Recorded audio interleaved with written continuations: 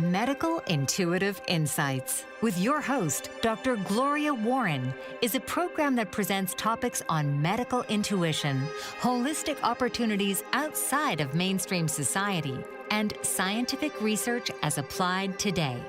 Topics range from online intuitive readings to interviews unveiling alternative healing modalities and discussing them with inspirational leaders.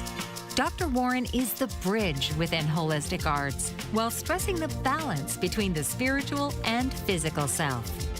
So now, please welcome the host of Medical Intuitive Insights, Dr. Gloria Warren.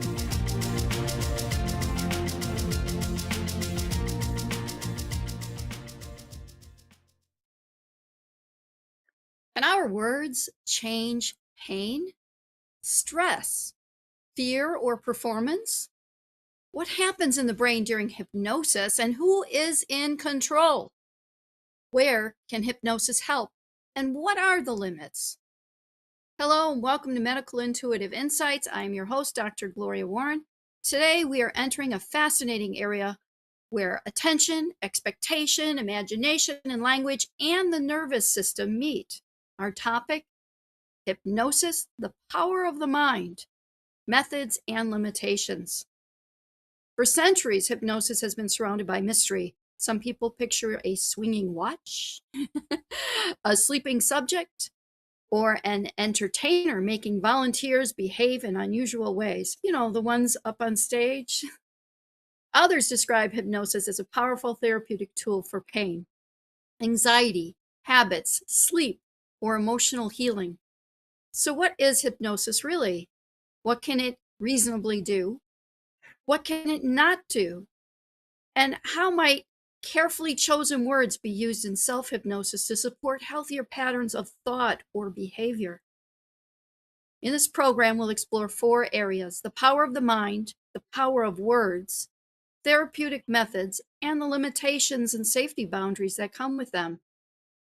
This program is intended for educational purposes only. It does not diagnose or treat any individual, replace medical or mental health care, or recommend hypnosis for a particular condition.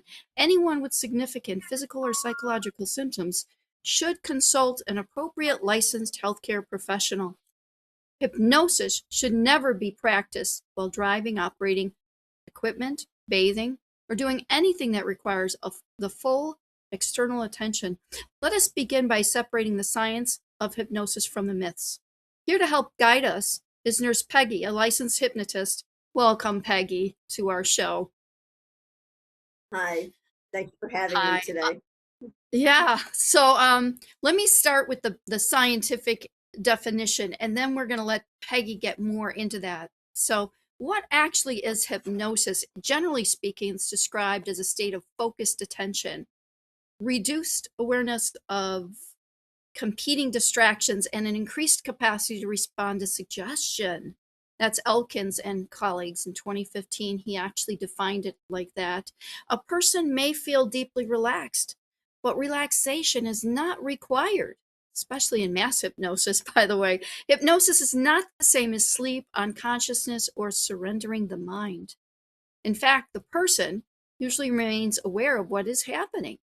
They can hear the practitioner, evaluate suggestions, reject ideas that conflict with their values, speak, move, and in the end, experience. The hypnotized person is not a powerless passenger. So we don't need fear as much. Hypnosis is better understood as a collaborative process in which attention becomes narrowed. So what do you say about all of this, Peggy? Well, I was one of those people before I became a hypnotist that truly believed that I was not hypnotizable. And I quickly learned that the people that start off saying, oh, you can't, you're never going to control me, you can't hypnotize me, you're usually the easiest ones to hypnotize.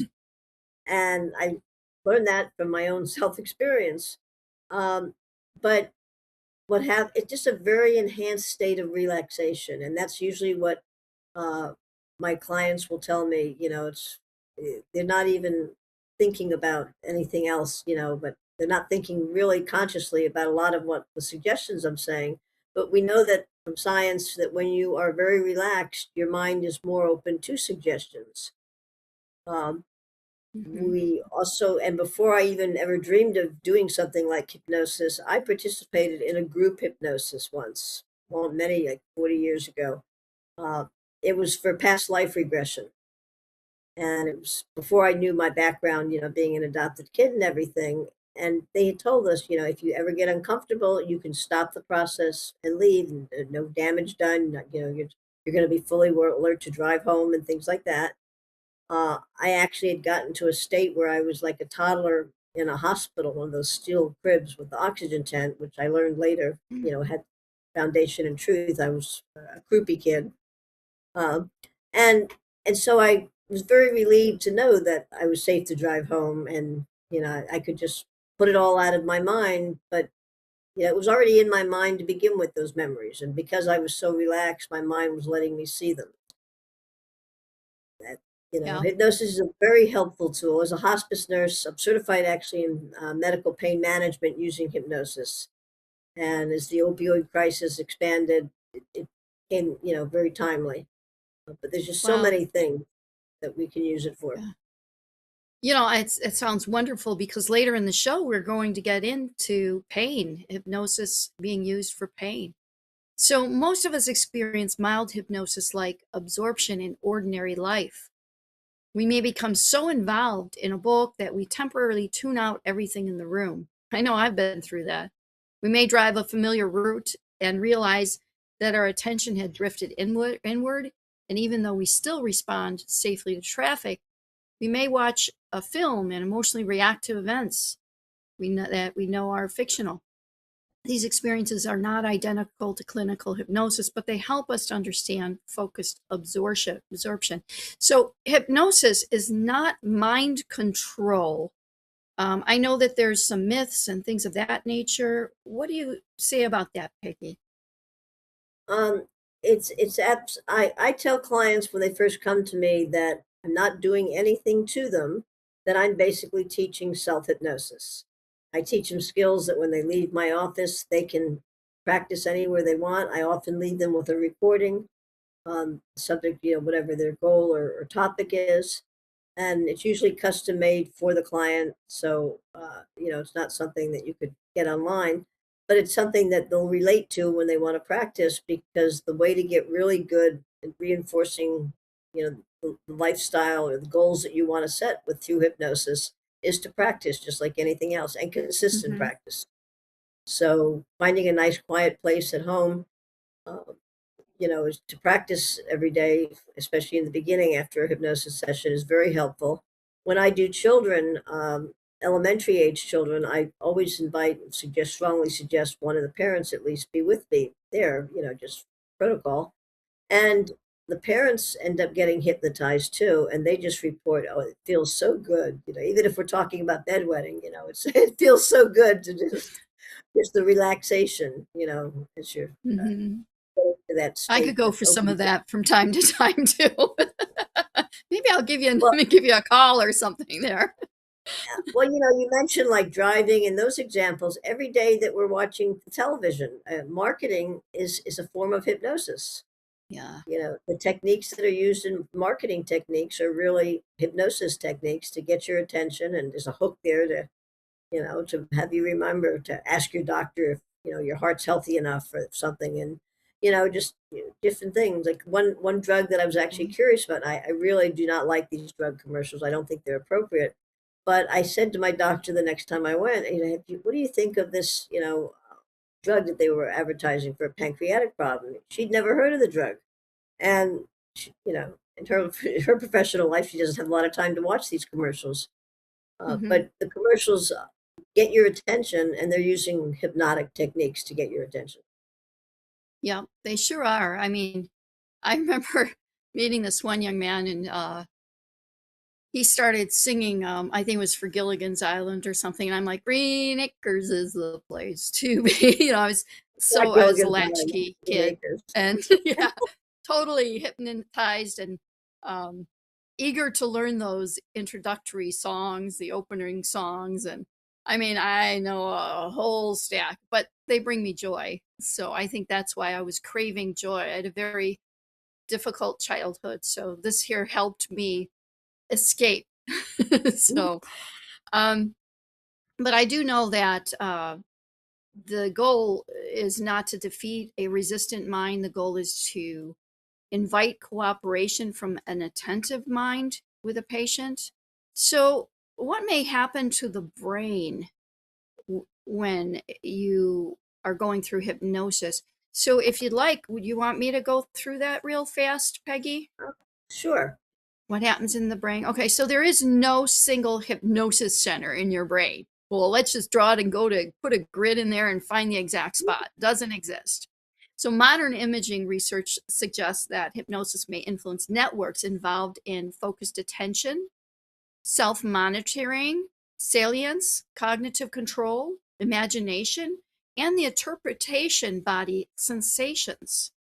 The interpretation, how we interpret body sensations, I think that's better stated. That's Jensen and colleagues from the American Psychological Association in 2024 and 2017. So the salience network helps the brain decide what deserves attention. The executive control network helps direct thoughts and behavior toward a goal. The default mode network is involved in self-referential thought, autobiography, reflection, and mind and wandering as well. During hypnosis, communication among these systems may shift, although finding they differ across people, suggestions, and study designs. You know, everybody is different. It's back to that. So, an injury signal may begin in a body, but the conscious experience of pain is constructed through several nervous system processes, hence all those different areas. Hypnotism does not mean the pain is imaginary. It means that a real experience may sometimes be modified by changing how the brain attends to and interprets incoming signals. That's how it works. It's not like, hey, you know, I have pain, take it away. I don't think it works that way, and you would know that better than anyone else. But what Yeah. do you think people need to understand about expectation and predictive processing? Like, what should they expect? Well, it's just like any form of energy medicine techniques, that are based in quantum physics principles. The mind does want to please, and that's why there's a little controversy going back to the false memory things, and um, that's not the kind of hypnosis I do if I get that request, because your mind does want to please. But if you're imagining as you're relaxing, maybe if you're like a beach type person, you're walking around the warm sand, you're relaxing, then your mind says, "Oh, what else nice do you have to tell me?" And then we can Oh, talk about stopping smoking. I mean, I don't know what cigarettes cost out in your neck of the woods, but someone just told me they're $15 a pack here in Philadelphia. it's Uh, close to that here, I understand.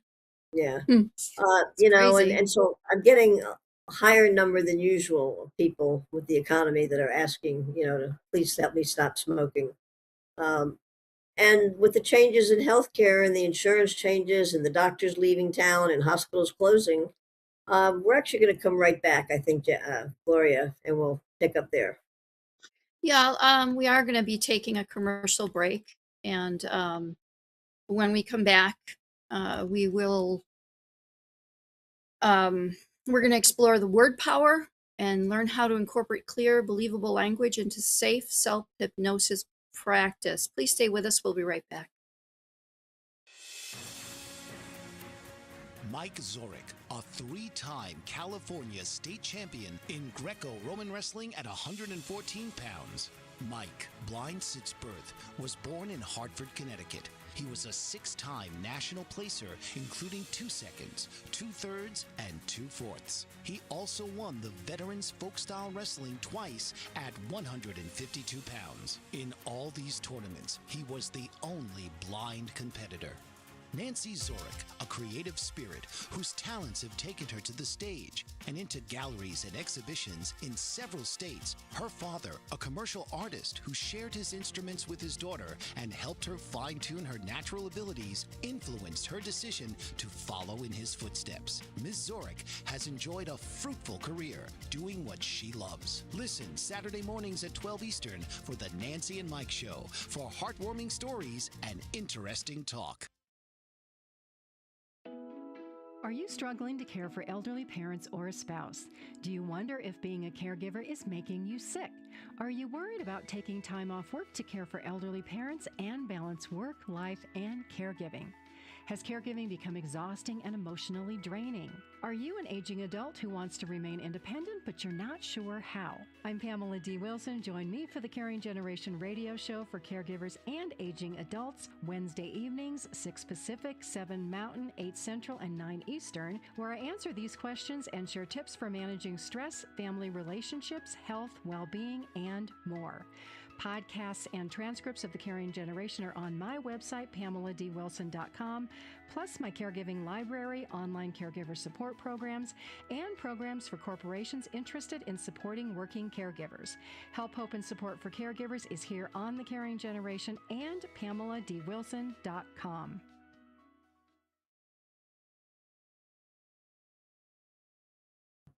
Welcome back to Medical Intuitive Insights. I'm Dr. Gloria Warren, and Nurse Peggy Smith is with us as well. Consider this question.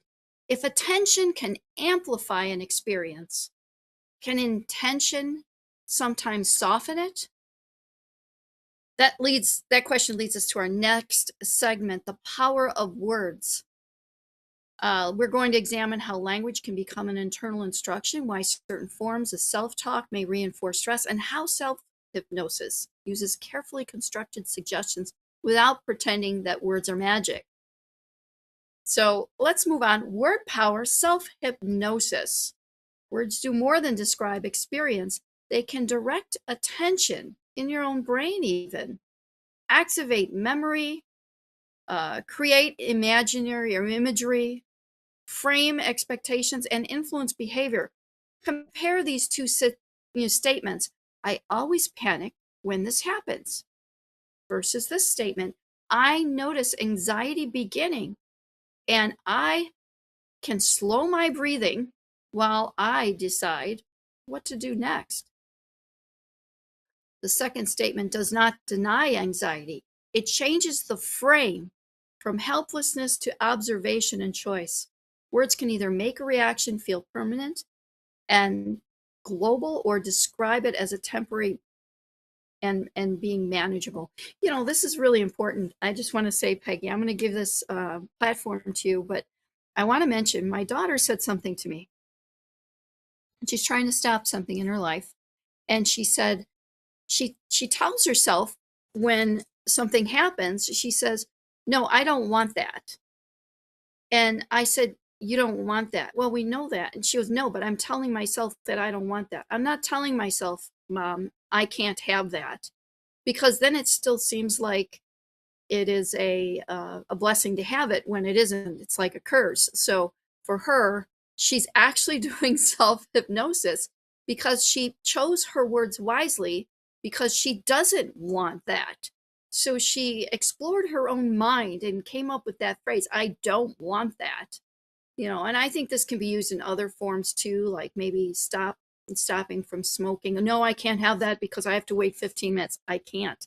So that way you think it's more of a, I mean, do you see how this works, Peggy? Do you think it's more of a, and I wholeheartedly try to avoid words like can't, because can't never could. Yeah. And you know, Henry Ford and his famous saying, about coulds and can'ts.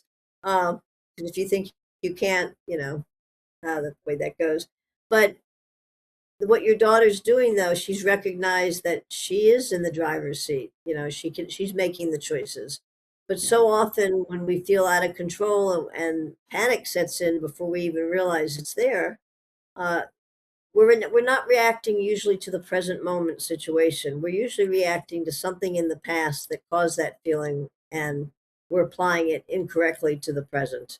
Anger management is a big, example of how that happens. You usually, I mean, you don't know the stranger that cut you off on the road, but something pissed you off one day when you were a kid, or you watched your father go off in the road, and so we're just, Yeah. our body has memories, and a lot of issues that we maybe had as children. I mean, nobody grew up in Leave It to Beaver's family. Um, you might have had coping mechanisms that were helpful to get through difficult times as a child, and when you did feel helpless because you were a child. But as an adult, you're still having and reacting and reenacting those helpless feelings. And words can actually, when you recognize that you're not that little girl that was being mistreated, even if you weren't, your perception was that you were being mistreated as a child. You realize that you're in the driver's seat and you're making the choices now. And it's kind of like that moment I've talked about when you realize, oh my God, I said something my mother did. I'm turning into my mother. That's when you recognize that you're an adult. Yeah. Yeah. Uh, But, go ahead. well, words are just very, very powerful. And before a hypnosis session starts, we have a little get to know each other thing to see what the goals are. And as I'm listening to what their goals are, what they want to accomplish, and how they've Mhm. reacted to things in the past, or how many times they've tried to stop smoking and why they felt it didn't work, then Hmm. I can guide and choose words that, can help them reframe their thinking. And for everybody, it's different. It's not, I tell people on my platform that one size does not fit all. Uh, we all come to the sessions with different experiences, and there's just not, I try to tailor it very individually to a person's experience, because It- they have a better yeah. chance of success if it's something that they're trying to stop. Right. Yeah, it's funny because in my experience, I was very bullied when I was in grammar school. And the thing that Somehow I found out most, the bullet. I was bullied because I was so shy. And there was a teacher that was behind the bullying. It was the weirdest thing. That teacher should have been fired and they weren't. And to this day, that teacher's still a friend of these other people. And it's really sad that I've experienced something recently from that group.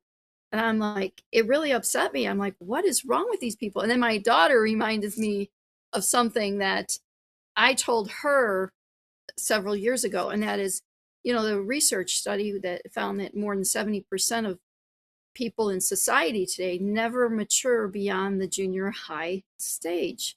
And I'm like, Well, she told I don't me, and I'm watch like, oh, that's TV, right. but certain times of the year, you know, keeping politics out of this, you get to see that junior high behavior in a lot of the people Yeah. that we see on TV. Yeah. Yeah, Uh, it's really surprising because I don't feel I'm a person that should be bullied. I mean, I had a very difficult life. I didn't get to go out and play. I didn't get to have friends. So, it wasn't a choice, but people need to look at not choose not to treat people like they that I was treated. But at the same time, if you were treated like that, it's kind of like smoking. You want to stop or you want to take a different attitude. It's the difference between affirmation and suggestion. Affirmation is a statement repeated to reinforce a belief or intention. And when I dwell on something, it's like an affirmation. And it's like, wait a minute, a hypnotic suggestion, on the other hand, is often more permissive and experiential. Instead of forcing my mind to accept an absolute declaration, it invites a possibility. So, what I'm trying to do now, and I could probably get your advice on this. What I'm trying to do now is a point of realization that they know not what they do because of their IQ level or not moving forward in life the way most people do. Yeah, maybe one went to nursing school or maybe one went to, became a mechanic or something. Sure, that's part of that, just becoming an adult, but is that actually increasing their mindset and compassion in life and grace? And I don't think in this case that wasn't what happened. So I need to remind myself that they're just trapped or stuck in that time of life and not let it upset me because of that. And I don't know, well, it's just Gloria, I think strange. Well, first of all, I combine different energy techniques with hypnosis because a lot of the philosophies that work to help us reach the points and the changes we want include a lot of forgiveness philosophies and gratitude philosophies. So I Mhm. incorporate that into, and what comes to mind, and I will say before I mention this, it's something that I recommend to people to get or read or listen to quite frequently. I have no connection to this author, this book, but Mel Robbins wrote a book a few years ago called Let Them. And Let Them Mm, basically teaches your mind, you do what you need to do and let them do or say whatever they want. You stay focused on you. And right.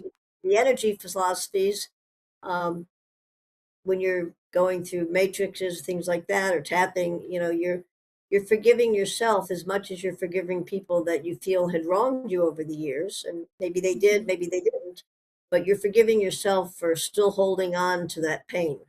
And if you can forgive yourself with that, then your mind accepts a lot more healthier ideas. Yeah, it's interesting though, because I think I really don't have anything to forgive for something I've done. It's more of just being hurt. Well, But you're I forgiving yourself for letting that problem stick with you all these years, interfere with your present life, is let it what I'm go. saying. Yeah, Yeah, well, let it go. unfortunately, I had the We'll work on it. incident, yeah, where this popped up again. I'm like, oh my gosh, and all these memories. It was like a flashback, Mm. but oh, whatever, So, there are certain helpful suggestions like positive in a direction, be specific with your words, like instead of I will be better, be specific before I speak. I'll take a calm breath and look and opening sentence. Give your brain a usable plan. In other words, use the correct words of what you're actually trying to accomplish. Be present and progressive within personal control. Connect to values. Be flexible. Use the words may, can, perhaps in your own way. Be safe and ethical with your suggestions. Words to use carefully, always, never. You can't say, I will never, find myself in that mental state because I don't know. I may, but then I just need to remember and use the words to get myself out of that funk. So, brief self hypnosis practice. I'll tell you what, I think I will videotape that separately and I will put it up on my in with my videos on my channel. So everybody, if I will label it a brief hypnosis practice, a self hypnosis practice that you guys can go ahead and go into, and I'll probably do that this afternoon just so it's out there because it's a little lengthy for this show. So repetition. Why does repetition matter? What do you say about that, Peggy? Well, we kind of have a negative connotation when we grew up in the time period that we did. Like, like I will not talk in class. I will not talk, those kind of things the teachers made us say. And I had a math Mhm. teacher where every time you acted out in class, he made us write the times tables. And the more you had to, he kept adding. And uh, yeah, we connected on Facebook about 10 years ago before he passed, and his daughter was actually in one of my classes. And we were laughing about how I got up to like the hundreds times hundreds, in his class, where you can tell what kind of student I was. But what, I'm sorry. that, now you're just thinking that. I'm just envisioning that. I don't know why. Go ahead. But what repetition, like when you're like flashcards, you're trying to memorize. When I was doing the Mm, nursing boards, I got blank flashcards. I didn't buy the canned ones you buy, but ones that I could actually identify where I felt I needed to work on harder, and those were I would make flashcards for. This right. Everybody's a different kind of learner. Some people are visual. Sorry. God bless you. Some people are auditory. Um, God bless you. You're allergic to me. Okay. It's Even that through the way. rag. We Um, are going to have to take a commercial break here. This okay. is Medical Intuitive Insights, and today we're investigating hypnosis, the power of the mind, methods, and limitations. We have explored the language of self hypnosis. When we return, we'll examine how trained professionals, that's why Peggy's here, use hypnosis and what the research says about pain, medical procedures, irritable bowel syndromes, habits, stress, and other concerns. You won't want to miss this. Stay right there. We'll be right back. Master of words, powerful player. What life-changing words can Dr. Janet Smith Warfield pull out of her magical toolbox that just might mysteriously open a door you never knew was there? A door to free yourself from fear forever. Transform your rage into right action. Release your guilt. Position you into a life of freedom, purpose, passion, power, and peace. All quite suddenly, unexpectedly, and almost miraculously, with no effort on your part. Join Dr. Janet on Dancing with Words, Dancing with Wisdom, as she and her guests show you how words map our experiences, immersing you in a sound bath that relaxes your muscles, opens your mind, and supports you in co-creating your extraordinary life.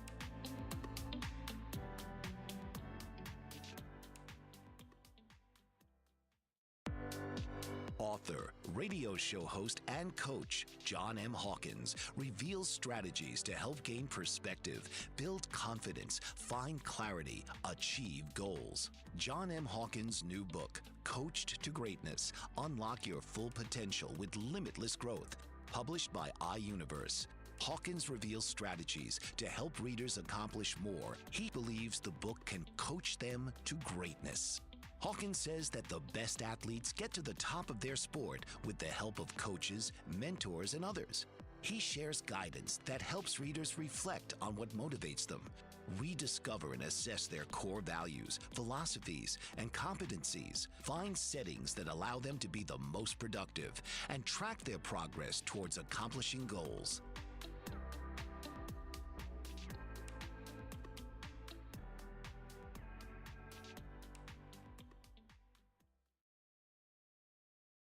Welcome back to Medical Intuitive Insights. I'm your host, Dr. Gloria Warren. We have discussed how realistic, carefully chosen words can guide attention and rehearse healthier responses, such as in self-hypnosis. Now, let us examine the methods used in therapeutic hypnosis. Peggy, why don't you finish your thought, of which I rudely interrupted you before the commercial, that's okay. and then we'll move on. Now, actually, you wanted to talk about hypnosis versus hypnotherapy. One of the factors, and a lot of we have, before I forget, we have to do a generational trauma show together, because some of the Absolutely that worked. But hypnosis versus hypnotherapy, depending on where you're at in our country, they're used simultaneously. If you have a medical or some kind of medical license, you actually are bound by that license first. You can't work out of your scope of practice. So I'm never going to tell somebody I'm going to cure your schizophrenia by hypnotizing you. But what we've learned about quantum physics, and we kind of learned to blend a lot of these techniques. The success of hypnosis, I think, depends on realistic versus unrealistic expectations. And I went to a seminar many years ago in Boston, where I had an opportunity to go to a stage hypnosis explanation and everything. And I said to the people I was with, I said, I want you to videotape this. I said, stop me if I do start clucking like a chicken, but I want to see if, I'm sure I can't be hypnotized. And, and I didn't cluck like a chicken, but I did do things on stage that I wouldn't normally do in public. I mean, all appropriate. Wow.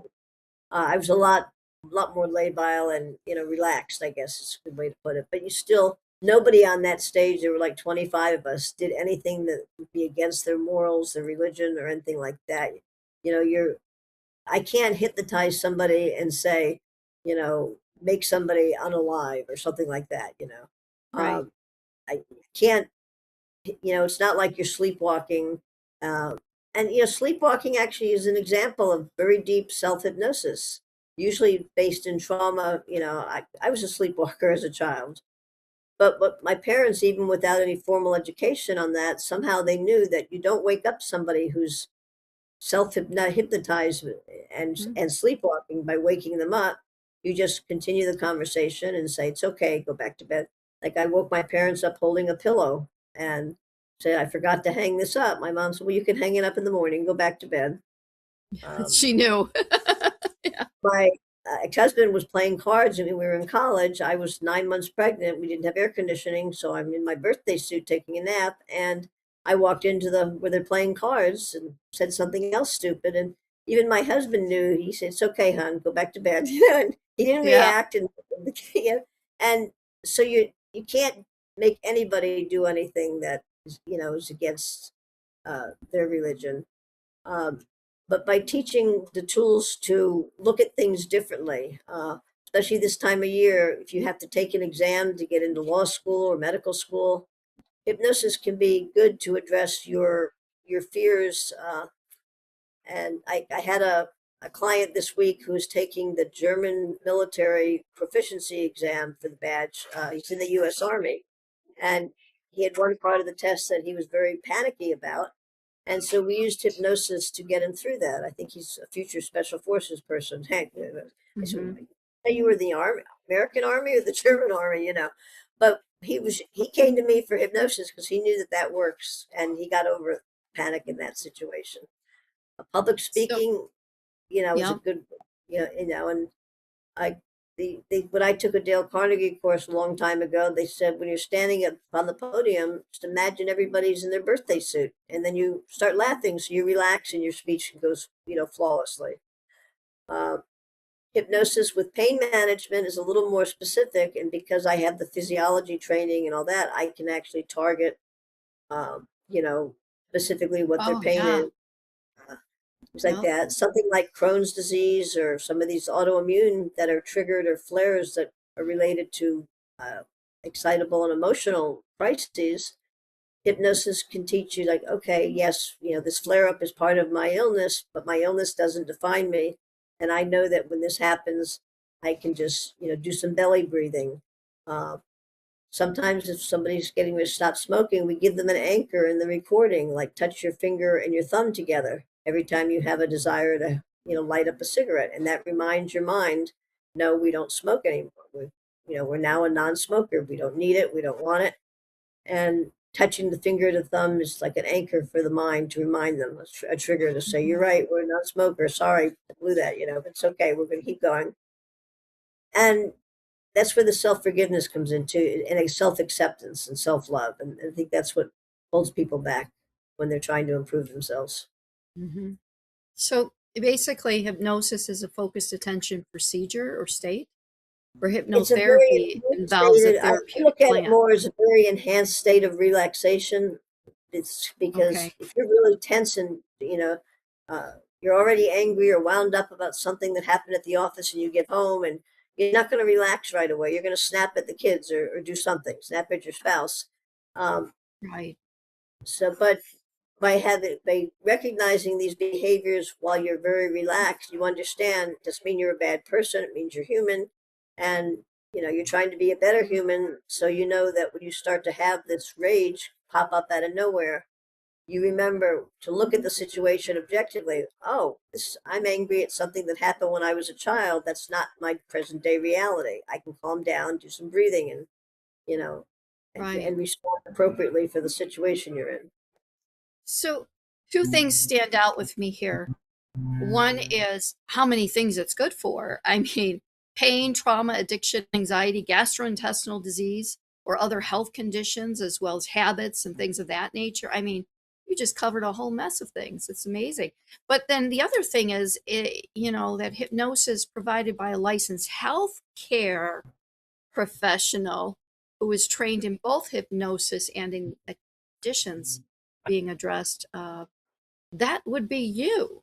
You are one of those Yeah, a lot of my hypnotists. referrals come from people with dentist phobias, or you're getting ready for a surgical procedure and you have a lot of anxiety about it. So Yeah, hypnosis can help them look forward to the procedure, even if the outcome is possibly not what you were hoping for. You know that with that outcome, knowledge is power, and you have resources. You know how to get the professional help you need to fix whatever it is that might come right. up. And a lot of people just needle phobia. when I'm putting IVs in patients, it's human nature apparently to hold your breath. I never realized that I did that if I got an Huh. IV, I but don't think I've ever done that. When I'd have if to put an it IV in a doesn't get, patient, I never, a lot of you know. times a practitioner doesn't see the flash right away, the blood in the catheter, and they think they blew it. Where if you look at the Mhm. patient, you realize they're holding their breath. And I don't always ask them to breathe. Sometimes Mm. I'll just start breathing in the way I want them to breathe, and their mind catches on and what senses what I'm doing, and they relax because I'm doing intentional breathing and to Right. relax them. And Yeah, I it's the think same. I stop breathing if I'm getting stuck, you know. I do acupressure though, wherever it is, you know, and I don't, I'm fortunate it works for me. Maybe not everybody, but for me it does. But it's so good that you have that medical background though, where many hypnotists do not have that medical background. And I think if I had to choose, I would choose somebody with a medical background though. The Well, it depends on why process, you're going to a hypnotist. I mean, you don't need the medical background to help right? somebody stop an Stop addiction. smoking or However, something. in the case of smoking, I know I can get more into a positive way at looking at the body and the parts of the body that are helping. And Hmm. the lungs we know that your chest x-ray 5 years after you stop is usually almost clear for most people. Um, Right, with right. smoking habits. Yeah. So I can, with part of my anchors and triggers and all that, I remind people why they're doing this. And, be around the grandbabies. So you don't have a 3-year-old say, Grandma, you stink, and the Yeah. honest children will tell you that if you're a smoker. Um, so that's So, where my medical background comes in handy. Yes. yeah, it really helps, so I'm sure. So I know, like, if a person came to see you, a patient came to see you, the first thing you do is you do an assessment and informed consent, and then you mentioned like the induction process where you actually do talk to them and get that slow breathing going. You know, I guess there's other steps I wanted to ask you about, like the deepening. What do you do during the deepening portion of that? We start off with like a progressive relaxation, like maybe Hmm. you'd be doing if you were in labor to have a baby or just want to get unwound for the day. And then when you get to that level, then I might say we're going to count down backwards from 20 down to 1. And each number, you're going to go 100 times deeper than you were at the previous number. And maybe at the end of that, I might have them in a delightful room with soft ambience, candles, music, that you're imagining, or um, something outdoors. If I find out in my intake, I send out an intake package before I start, so it Yeah. already gives me a lot of information. And human nature, most people that will come to me and say, I'm here because of this, that's not the real problem. They're here. They're just kind of testing me. And Mm. because that's from my medical background, I know how to do a medical interview I worked in the ER triage for years. So you know, they'll come and say, well, I've had this problem for 6 months now. Well, what made you come now that it's 2 o'clock in the morning? Oh, you know, and then we find out what the real issues are. Interesting. So, um, for pain, a person might imagine coolness, distance, numbness, or volume control. When you try and discuss this with them, or Well, I try to kind of come up, use the traditional medical pain scales. I'll ask them to identify the number that their pain it's is easier at. that way. Yeah. And that's something that's tangible. They can relate to it.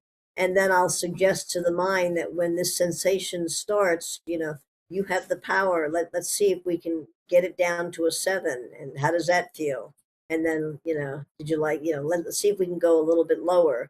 And you're not always going to get to the Uh-huh. bottom, but it shows the patient that they have control. And, and So then when you they do an practice, imagery, like right, with guided rehearsal and everything. How nice is that? So, well, there's so many things to talk about. We could go on and on with this type of thing, especially, regarding hypnotism and hypnosis, generally speaking. But we are getting close here to a commercial break. Um, After a final break, we will address limitations, side effects, false memories, stage hypnosis, ethical boundaries, and warning signs of unsafe practitioners. By the way, if you like this show, please like it, share it, and subscribe. We need that to help us keep going. You're listening to Medical Intuitive Insights. Don't go away. We'll be right back. Are you struggling to care for elderly parents or a spouse? Do you wonder if being a caregiver is making you sick?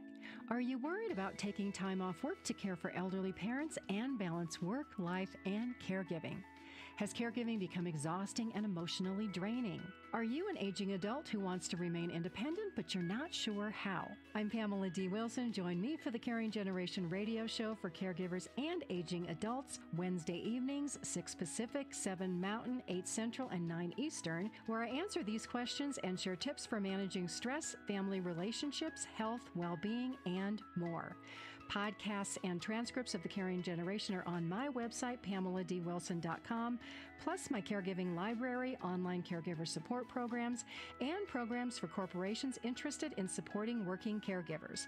Help, hope, and support for caregivers is here on the Caring Generation and PamelaDWilson.com. Master of words, powerful player. What life-changing words can Dr. Janet Smith Warfield pull out of her magical toolbox that just might mysteriously open a door you never knew was there? A door to free yourself from fear forever. Transform your rage into right action. Release your guilt. Position you into a life of freedom, purpose, passion, power, and peace.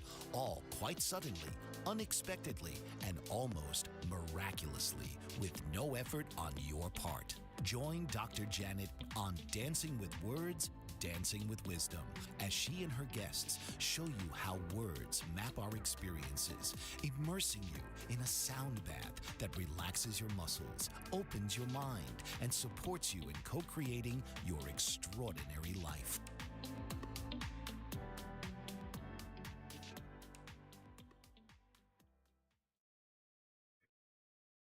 Welcome back to our final segment of Medical Intuitive Insights on this show. Hypnosis may offer meaningful support for selected concerns, but responsible education requires us to be equally clear about its limitations. If you have a medical condition and you're going for hypnosis, please discuss it with your medical professional or your psychologist and get it cleared through them to make sure that this is the right path for you. So let's just skim over some of the limitations, risk, ethical boundaries. Remember, not everyone responds the same way.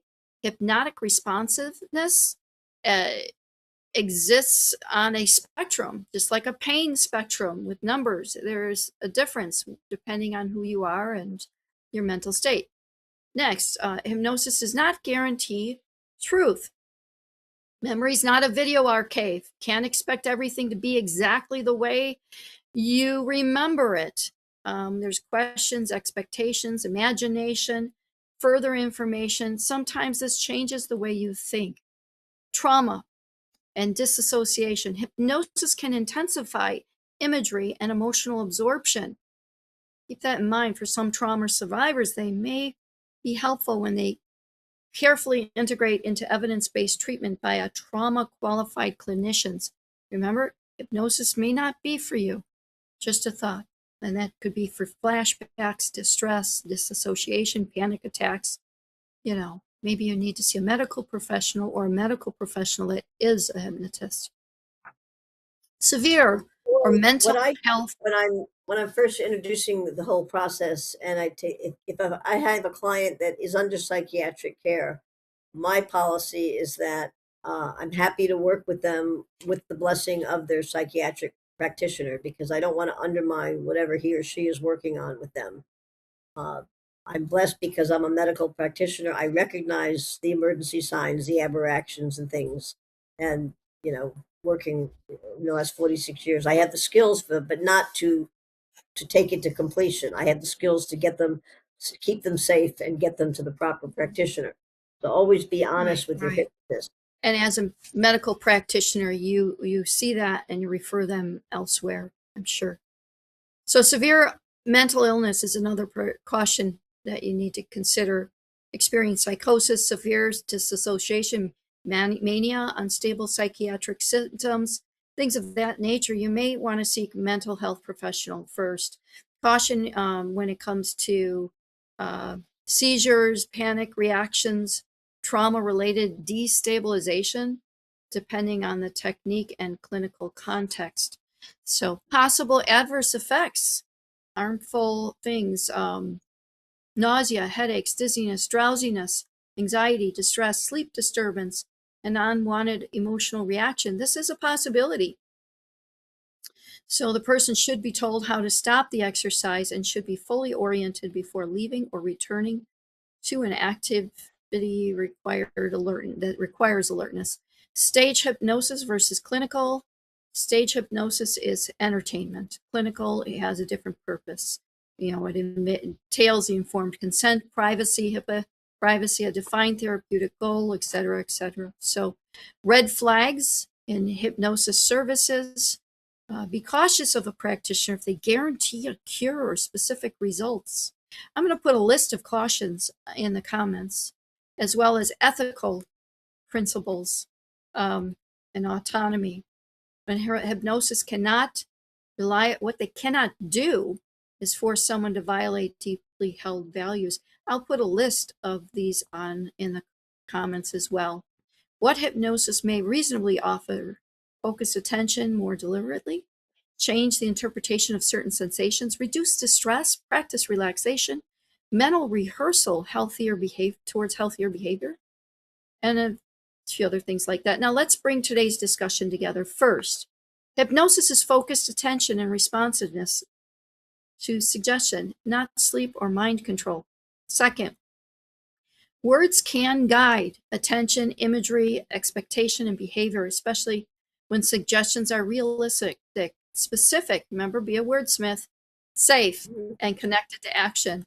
Third, self-hypnosis can be a form of intentional mental rehearsal, but it should be practiced in a safe setting and used for modest, appropriate goals. Fourth, therapeutic hypnosis has promising evidence for certain uses, including some forms of pain management, procedural distress, and gut-directed treatment for IBS. It varies, though. Fifth, hypnosis is a complementary tool. Finally, memory under hypnosis is not automatically accurate. Keep this in mind. Be with an ethical practitioner. So thank you for joining us here today, Peggy. How can people get a hold of you? Well, my YouTube channel is The Holistic Nurse with Peggy Smith. My show is on Saturdays, 1 p.m. Eastern Time, and we cover a variety of holistic topics. My email is notjusthypnosis@gmail.com, and gmail.com. Sorry, and you can send questions through the channel, and I do read all the comments and things that people send me, and try to answer each of them. And if somebody wanted to call or text me, that's okay too. The number is 267-593-5557. Okay, thank you very much, by the way.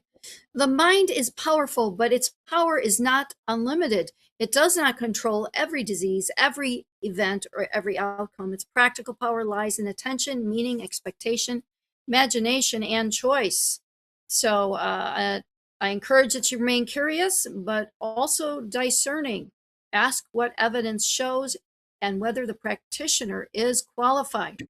Until next time, care for your mind, care for your body, and remember, compassion must accompany every form of healing. Therefore, the grace of God go I, and may the grace remind us to meet one another with wisdom, humility, and kindness. I'm Dr. Gloria Warren with Peggy Smith. Thank you for listening. Until next time.